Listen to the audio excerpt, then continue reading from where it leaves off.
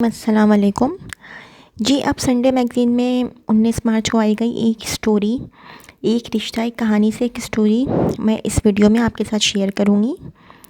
Story ہے ہماری بہت پیاری باہمت نانی امی، اور ایسے ہمت و برداشت والی خواتین کم ہی دیکھی ہیں۔ بے شک موت کا ایک دن معین ہے، مگر ہم اس دن سے ناواقف ہیں۔ ہاں، اس زندگی کی کچھ قدر تب ضرور ہوتی ہے جب ہم کسی بہت اپنے کو آہستہ آہستہ موت کی آغوش میں جاتے دیکھتے ہیں، جیسے میں نے اپنی نانی امی کو آہستہ آہستہ موت کو گلے لگاتے دیکھا۔ اب بھی وہ لمحات یاد ہیں تو دل دکھ سے بھر جاتا ہے، کیونکہ میں نے اپنی نانی امی جیسے باہمت برداشت کرنے والی خواتین بہت کم دیکھی ہیں۔ یہ نومبر 2022 کی بات ہے۔ میں گھر کی بالائی منزل میں اپنے گھر میں بیٹھی پڑھ رہی تھی، اور چھوٹی بہن منیبہ نانی امی کے پاس تھی کہ اچانک اس نے چیختے ہوئے مجھے آواز دی کہ رحمہ باجی نیچے آؤ، دیکھو نانی امی کو کیا ہو رہا ہے۔ میں فوراً نیچے بھاگی تو دیکھا نانی امی غنودگی میں جا رہی تھیں۔ منیبہ نانی امی کی حالت دیکھ کر بہت ڈر گئی تھی۔ وہ بدحواسی میں کبھی پانی لاتی تو کبھی کوئی دوا۔ میں نے ہمت کر کے نانی اماں کو سنبھال لیا، حالانکہ نانی امی ٹھیک نہیں تھیں، انہیں متلی محسوس ہو رہی تھی، اور پھر چند منٹوں بعد انہوں نے قے کر دی۔ تو میں نے سکھا سانس لیا کہ شاید اب وہ ٹھیک ہو جائیں گی، لیکن مجھے علم نہیں تھا کہ ان کی طبیعت تو مزید بگڑ رہی ہے۔ ان کی سانس اوپر نیچے ہو رہی تھی۔ گھر میں سب سو رہے تھے۔ رات کے 3 بجے کا وقت تھا۔ ہم دونوں کچھ دیر نانی امی کے پاس بیٹھی رہیں، اور پھر جب وہ سو گئیں تو ہم بھی اپنے کمرے میں جا کے سو گئے۔ صبح 4 بجے بڑی بہن معروف حسب معمول نانی امی کے لیے دودھ لے کر گئیں، لیکن انہیں سانس لینے میں دشواری ہو رہی تھی اور وہ بری طرح ہانپ رہی تھیں۔ آکسیجن سلنڈر بھی ختم ہو رہا تھا۔ یہ دیکھ کر وہ معروف باجی نے گھبرا کر سب کو جگا دیا، مگر رات سے لے کر اس سارے عرصے میں نے نانی اماں کو صرف یہی کہتے سنا کہ میں ٹھیک ہوں۔ بہرحال بھائی نے انہیں فوراً ہسپتال لے جانے کا فیصلہ کیا۔ بھائی اور خالہ نانی امی کو لے کر ہسپتال پہنچے تو انہیں فوراً ICU میں داخل کر کے وینٹیلیٹر پر شفٹ کر دیا گیا۔ ماما اور ہم سب بہنیں گھر پر ہی تھیں۔ ڈاکٹرز نانی اماں کی حالت دیکھ کر مایوسی اور نا امیدی کا اظہار کر رہے تھے۔ جیسے ہی گھر پہ فون آیا کہ نانی اماں کو وینٹیلیٹر پر منتقل کر دیا گیا ہے تو ہمارے پاؤں تلے زمین نکل گئی۔ دوسرے روز میں دوپہر 12 بجے ہسپتال پہنچی تو دیکھا ان کے گرد بہت سی مشینیں لگی ہوئی تھیں، لیکن مجھے اللہ سے امید تھی کہ وہ ضرور انہیں شفا عطا فرمائے گا۔ میں نے ان کے سرہانے بیٹھ کر سورہ یاسین کا ورد شروع کر دیا۔ کئی روز گزر گئے، لیکن نانی اماں کی حالت سنبھلنے میں نہیں آ رہی تھی۔ پھر ڈاکٹرز نے یہ کہہ کر مزید پریشان کر دیا کہ اگر 2-3 روز میں کوئی بہتری نظر نہیں آئی تو مجبوراً وینٹیلیٹر ہٹانا پڑے گا۔ سبھی کے لبوں پر بس یہی دعا تھی کہ یا اللہ اگر نانی امی کی زندگی ہے تو کرم کر دے، ورنہ تیرے نزدیک جو بہتر ہے وہی کر۔ نانی اماں کی کیفیت دیکھ کر ہم روز مرتے اور روز جیتے۔ ICU میں ملاقات کا وقت مقرر ہوتا تھا۔ اس روز بھی میں وقت مقررہ پر نانی امی کے پاس پہنچی تو حیرت انگیز طور پر ان کے جسم میں جنبش ہوئی۔ ڈاکٹرز یہ غیر معمولی صورتحال دیکھ کر اسے ہم سب کی دعاؤں کا نتیجہ قرار دے رہے تھے، اور پھر رفتہ رفتہ بہتری آتی چلی گئی، یہاں تک کہ وینٹیلیٹر ہٹا لیا گیا اور نانی اماں زندگی کی طرف لوٹنے لگیں۔ سب ڈاکٹرز بہت خوش تھے کہ ان کی مریضہ وینٹیلیٹر سے بریکٹ میں لکھا ہوا ہے موت کے منہ میں جاتے جاتے واپس آ گئیں۔ سبھی ڈاکٹرز نانی امی کی ہمت و برداشت کو سراہ رہے تھے، اور ہم سوچ رہے تھے کہ اللہ کا شکر ہے ہم نے ڈاکٹرز کے وینٹیلیٹر ہٹانے کے فیصلے کو تسلیم نہیں کیا تھا، حالانکہ اس سے قبل ہم سب کے ذہنوں میں یہی بات تھی کہ کم ہی مریض وینٹیلیٹر سے دوبارہ زندگی کی طرف لوٹتے ہیں۔ چند روز بعد ہم نانی امی کو گھر لے آئے اور ان کی طبیعت میں خاصی بہتری آنے لگی۔ اس دوران انہوں نے ہم سے اپنے دل کی بہت سی باتیں کیں، اگرچہ اس کے بعد وہ دوبارہ اپنے قدموں پر چل پھر نہیں سکیں اور ٹھیک 10 روز بعد خالق حقیقی سے جا ملی، مگر ہمیں تاعمر یہ خوشی ضرور رہے گی کہ نانی امی اپنی اولاد اور اولاد کی اولاد سے جو باتیں کہنا چاہتی تھیں وہ کہہ پائیں۔ اللہ پاک انہیں غریق رحمت کرے۔ میری باہمت نانی امی کی بہترین مہمان نوازی ہو۔ رحمہ اشفاق لاہور۔ یہ رحمہ اشفاق لاہور نے یہ ایک رشتہ ایک کہانی کے لیے یہ عنوان لکھا تھا۔ ایک رشتہ ایک کہانی لکھی تھی 19 مارچ 2023 کو۔ اچھا جی، ایک اور کہانی آئی ہوئی تھی۔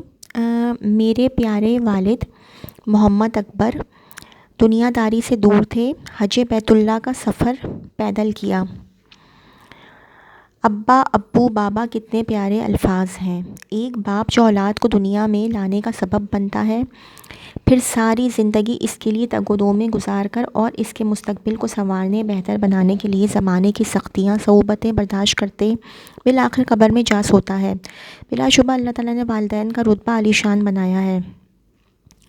بحیثیت مسلمان ہمارا ایمان ہے کہ اگر ماں کے قدموں تلے جنت ہے تو باپ جنت کا دروازہ ہے، کہ جو ساری زندگی خود مصائب و آلام سے گزر کر اپنی اولاد کی پرورش کرتا، اسے پالتا پوستا ہے، تو رب کریم نے اس کا مقام بھی بہت عرفہ رکھا ہے۔ اس کے سامنے اف تک نہ کرنے کا حکم ہے۔ موجودہ دور میں معاشرہ انتشار افراتفری کا شکار ہے۔ مسلمان اپنی روایات اسلامی تعلیمات سے دور ہوتے جا رہے ہیں۔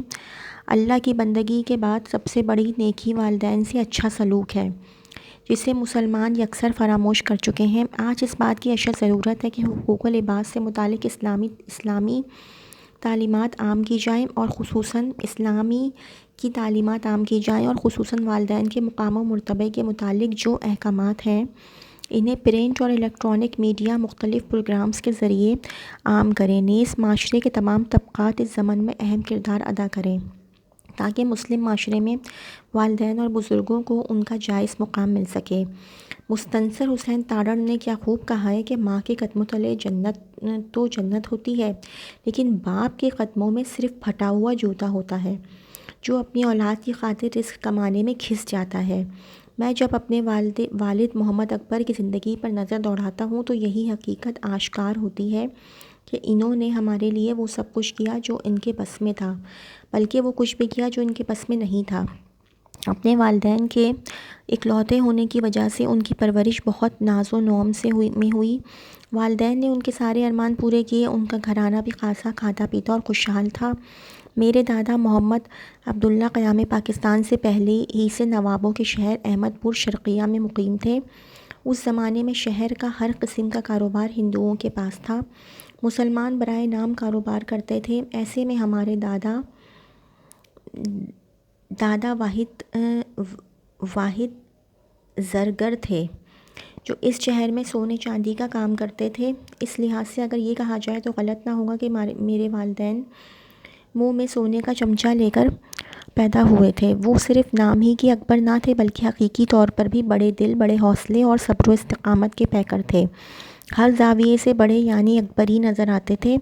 میٹرک تک تعلیم حاصل کی ان کی والدہ یعنی میری دادی اوائلی عمر میں داغ مفارقت دے گئیں تو دادا نے دوسری شادی کر لی، جس کے بعد میرے والد کو سوتیلی ماں کا ظلم و ستم بھی سہنا پڑا۔ دادا کی زندگی ہی میں میری ولادت ہوئی۔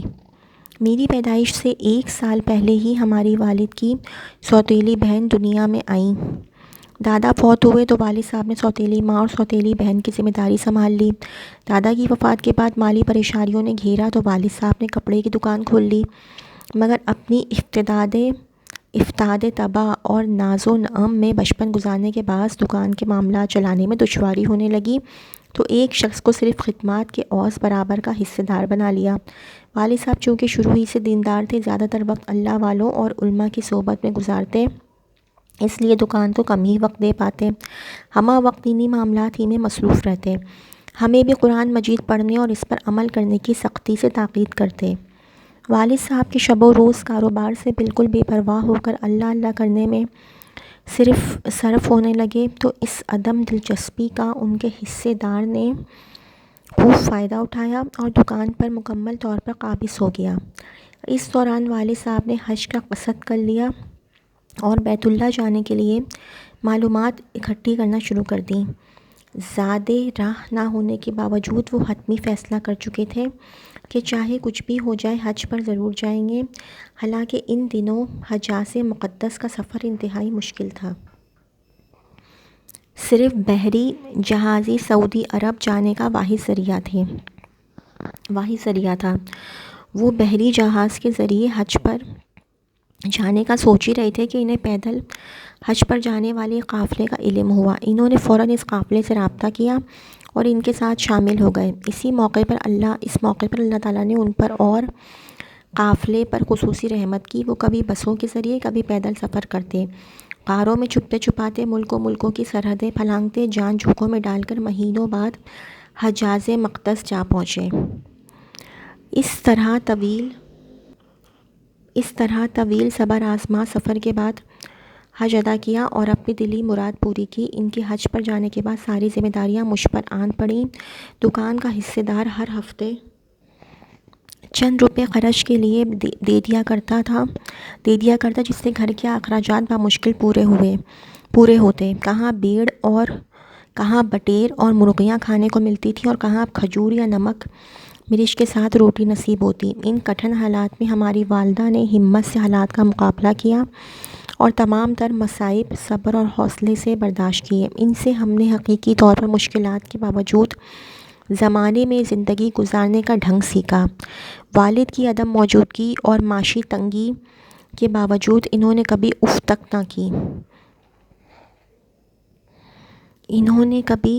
تک نہ کی اور گھر کا انتظام بطریقے احسن سنبھالا۔ ہر طرح کی تکالیف سہ کر ہمیں پالا پوسا اور والد کی کمی محسوس نہ ہونے دی۔ 7-8 ماہ کے بعد والد صاحب حج سے لوٹے تو گھر کی رونقیں دوبارہ بحال ہوئیں۔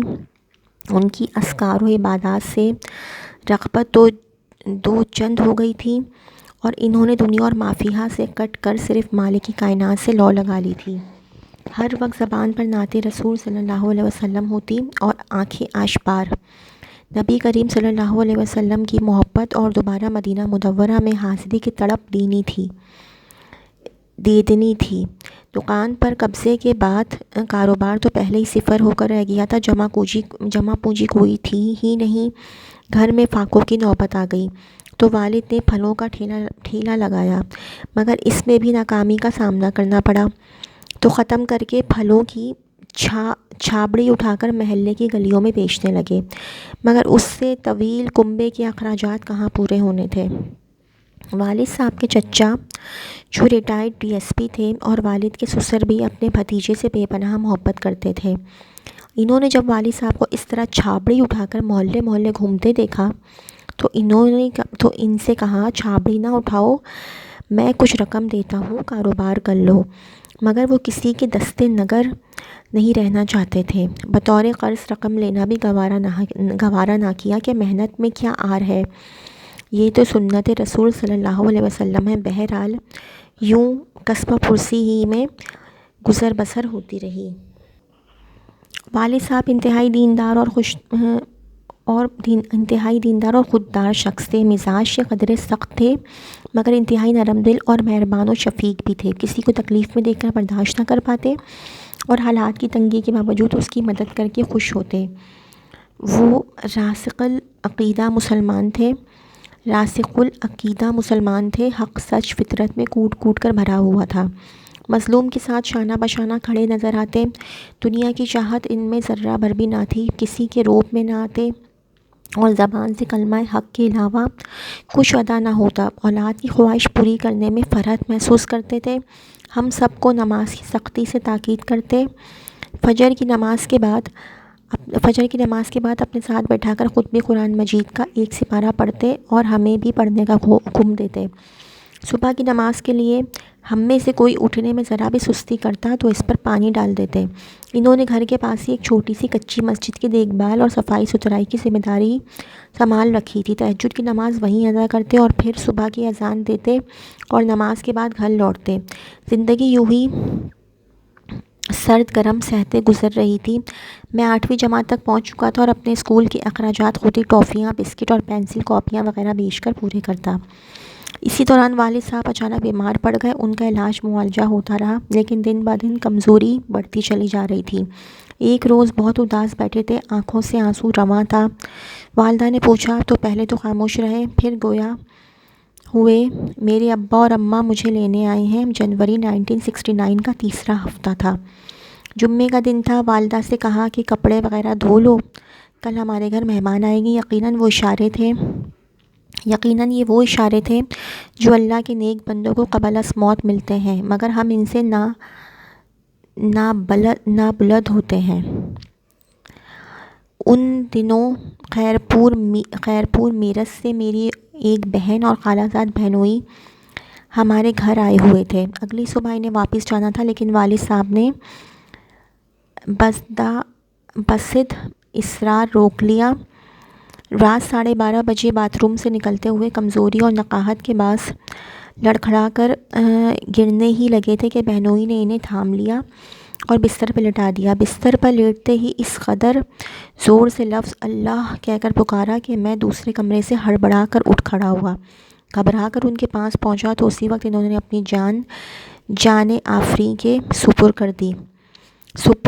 25 جنوری 1969 کو جب ان کا انتقال ہوا تو میں 8ویں جماعت میں تھا۔ ان کے انتقال کے بعد پورے کنبے کی ذمہ داری مجھ پر آ پڑی تو پتہ چلا کہ والد کا سایہ کیا ہوتا ہے۔ بلا شبہ باپ گھنیر چھاؤں والا ایک ایسا شجر ہے جو اولاد کو زمانے کے سب سرد و گرم سے بھرپور تحفظ فراہم کرتا ہے۔ اللہ رب العزت سے دعا ہے کہ ہمارے والد محمد اکبر کو غریق رحمت کرے، ان کے درجات بلند فرمائے، آمین۔ محمد مشتاق احمد سیال، ریٹائرڈ پرنسپل، گورنمنٹ کالج برائے ایلیمنٹری ٹیچرز، بہاولپور۔ جی اگر یہ میگزین کی یہ ایک رشتہ ایک کہانی کی جو 2 کہانیاں میں نے آپ لوگوں سے شیئر کی ہیں، اگر آپ لوگوں کو یہ پسند آئی ہو تو میری ویڈیو کو لائک کیجیے گا اور میرے چینل کو سبسکرائب کیجیے گا۔ آج کے لیے اتنا ہی، اللہ حافظ۔